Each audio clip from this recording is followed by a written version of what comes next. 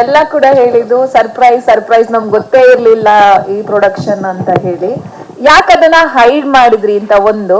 ಮತ್ತೊಂದು, ಇವತ್ತೆಲ್ಲರೂ ಕೂಡ ಮಾತಾಡುವಾಗ ಅಮ್ಮ ಅಮ್ಮ ಅಂತ ಬಾಯಿ ತುಂಬಿ ಮಾತಾಡುವಂತ ಸಂದರ್ಭದಲ್ಲಿ ನಾನ್ ಗಮನಿಸ್ತಾ ಇದ್ದೆ ಕೆಲವು ಕಡೆ ನೀವು ಭಾವುಕರಾಗ್ತಾ ಇದ್ರಿ.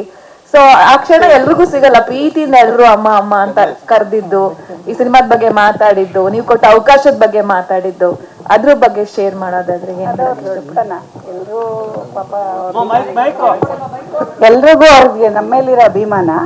ಬಟ್ ನನಗೆ ಸರಿಯಾಗಿ ಕೆಲಸ ಮಾಡಿಬಿಟ್ಟು ಮಾತಾಡೋಣ, ನಾವಿನ್ನೂ ಹೊಸ್ದಾಗಿ ಬರ್ತಾ ಇದ್ದೀವಿ, ಆಮೇಲೆ ಮಾತಾಡೋಣ ಅಂತ ಮಾಡಿದ್ ಬಿಟ್ರೆ ಸರ್ಪ್ರೈಸ್ ಅಂತ ಬೇರೆ ಏನೂ ಇಲ್ಲ ಅಷ್ಟೇ. ಫಸ್ಟು ಮಗಳಿಗೆ ಈ ಸಿನಿಮಾದ ಬಗ್ಗೆ ಎಷ್ಟು ಇದೆ? ಮಗನ ಮಗಳು ಆ ಮಗಳು ಜಾಸ್ತಿ ಇದರಲ್ಲೆಲ್ಲ ಇನ್ವಾಲ್ವ್ ಆಗಲ್ಲ. ಅವಳು ಯಾವುದು ಅವ್ರಿಗೇನು ಅವಳು ಬೇರೆ ಥರ, ಬೇರೆ ಟೈಪ್. ಅವಳು ಸಿನಿಮಾ ವಿಷಯದಲ್ಲಿ ಏನು ಯಾವುದಕ್ಕೂ ಬರಲ್ಲ.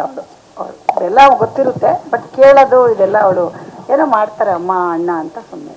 ಅರುಣ್ ಸರ್, ನಿಮ್ಗೆ ಹೇಗೆ ಅನ್ಸ್ತು ಟೀಸರ್ ನೋಡಿ? ನೀವು ಇವತ್ತಿಲ್ಲಿ ಕೂತ್ಕೊಂಡು ಟೀಸರ್ ನೋಡಿದ್ರಿ, ಎಲ್ಲ ಚೆನ್ನಾಗಿ ಮಾಡಿದ್ದಾರೆ ಅಂತ ಖುಷಿ ಆಯ್ತು.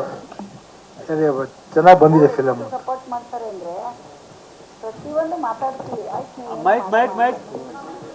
ನೀನೇನೋ ಮಾಡಮ್ಮ ಮಾಡ್ತೀಯಾ, ನೀನು ನಿನ್ನ ಮಗ ಏನೋ ಮಾಡ್ತಾ ಇರ್ತೀರ, ಅವ್ರು ಎಲ್ಲದಕ್ಕೂ ಅಷ್ಟೇ ನಾವಿಬ್ರು ಅಮ್ಮ ಮಗ ಏನೋ ಮಾಡ್ತೀವಿ ಅನ್ನೋದು ಒಂದು ನಂಬಿಕೆ.